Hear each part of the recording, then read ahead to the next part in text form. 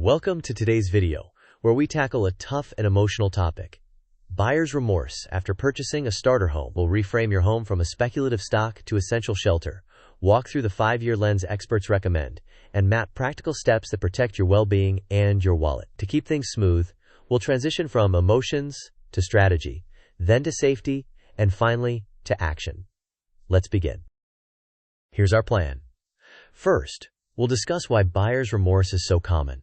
Next, we'll perform a financial reality check and explain why a minimum 5-year horizon matters. Then, we'll expose the ROI Trap and how over-optimizing your home like a stock can backfire. After that, we'll address family planning and safety concerns that can feel urgent but often aren't. We'll close with a clear 90-day action plan, along with a couple of quick quizzes to reinforce what you've learned, and finally, a concise wrap-up. Before we go further, this video is for educational purposes and is not financial, legal, or tax advice. Markets, mortgage products, and local regulations vary widely. Please consult a qualified advisor who can evaluate your specific circumstances. With that in place, let's continue. Let's acknowledge the emotion. When the estimated value of your home drops in the first several months, it can trigger panic. However, the core misunderstanding is treating your primary residences like a trading instrument rather than essential shelter. Your home is where you sleep, eat, and build routines. It's not designed to be mark-to-market daily for profit. With that perspective, we can now transition to the concrete financial realities. If you purchased within your means, a 7-month drop is uncomfortable, but not necessarily dangerous. Most experts encourage a minimum holding period of about 5 years. That time allows you to amortize closing costs, capture principal paydowns, and ride through routine market softening. Selling prematurely usually crystallizes a loss due to transaction costs and a weak baseline price. Consequently, it's better to stay the course while building stability, maintain an emergency fund, continue retirement contributions, and make on-time payments. Then plan to reassess closer to year 5, not month 7. This timeline walks through a typical 5-year arc.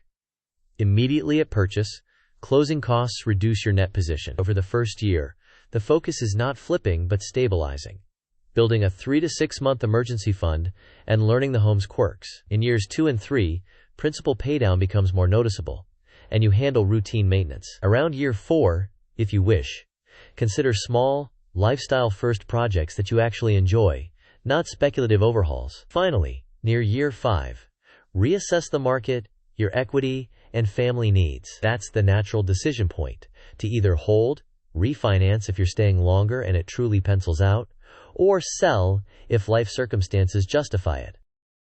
The biggest mistake is over-optimizing your primary home like an investment property. Constant ROI calculations push you toward unnecessary renovations or poorly timed financing moves. For instance, undertaking major, non-essential projects purely to chase a theoretical appraisal often leads to overspending and disappointment. Similarly, refinancing to trim a quarter point may not recover its own closing costs if you plan to move soon. Instead, track stability indicators: growing savings, a solid emergency fund, manageable debt, and consistent mortgage payments. This pie chart illustrates a balanced monthly allocation. Housing, including principal, interest, taxes, insurance, and any HOA fees, typically lives near 1/3 of take-home pay. Retirement contributions should remain steady to capture compounding. An emergency fund allocation builds resilience, while a small but consistent maintenance bucket prevents deferred issues from becoming emergencies. Utilities and insurance are non-negotiables, and discretionary spending keeps life enjoyable and sustainable. Finally, other debts or savings absorb the remaining capacity, ensuring a holistic plan. When planning for a growing family, features like steep staircases can trigger urgent worry. Yet, in most cases, there is ample time, often 3 to 5 years, before a child becomes a mobile toddler, for whom stairs are a significant hazard. Meanwhile, effective interim solutions such as heavy-duty gates and clear household rules manage the risk. Therefore, do not let hypothetical future needs push you into a premature sale. Keep building financial strength and revisit the question when the family dynamics genuinely require a change. Here's a focused 90-day plan. First, reduce emotional volatility by limiting value checks to quarterly reviews.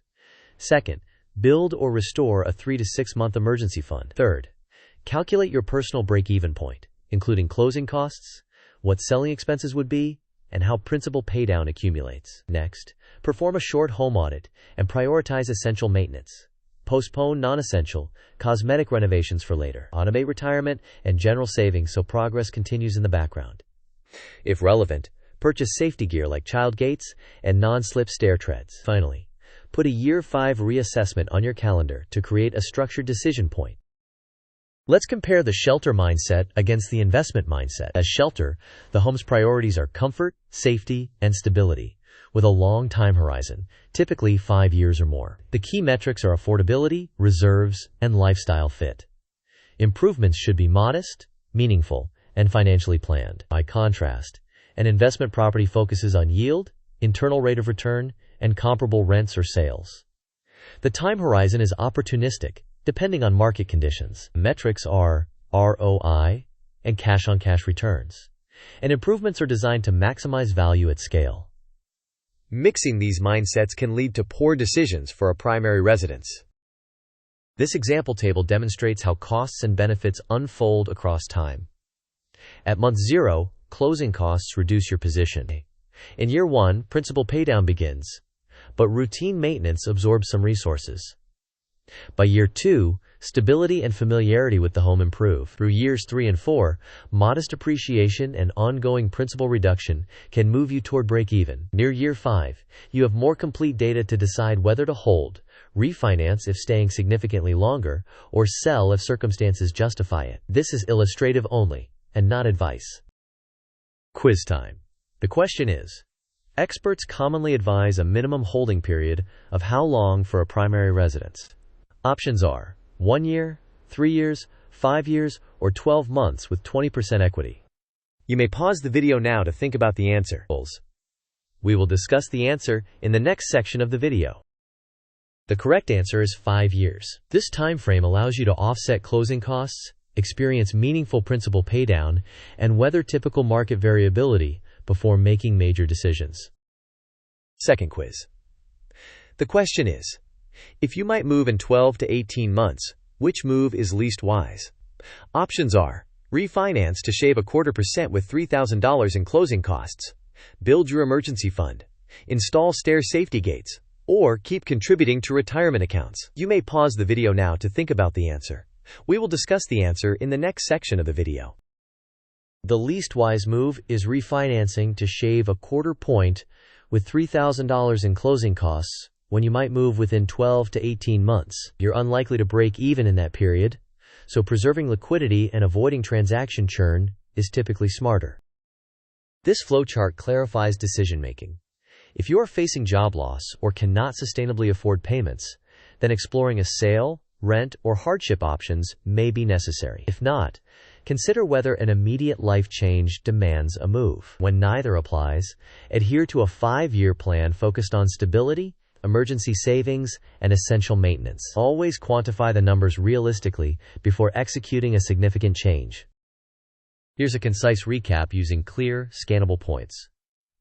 The core idea is that your home is shelter, not a day-traded asset. Aim for a minimum horizon of around 5 years to offset upfront costs and short-term volatility. Keep your attention on stability metrics, such as an emergency fund, retirement savings, and consistent payments. Avoid speculative renovations and marginal refinances that may not pay for themselves.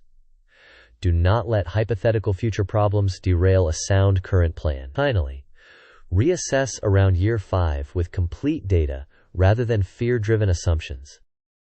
To summarize, short-term valuation dips are normal, and a 5-year horizon helps you absorb costs and volatility. In a primary residence, prioritize stability over speculative ROI. For family planning and safety, make pragmatic, interim adjustments. And remember that you likely have time before complex needs arise. Build liquidity, keep up with essential maintenance, and automate savings. Then, make a measured decision near year 5 based on data, not anxiety. Thank you for watching. If this helped you regain perspective, please like the video, share it with someone feeling the same stress, and subscribe for more calm, data-driven guidance. Drop your thoughts, questions, or your 5-year plan in the comments. Let's learn from each other.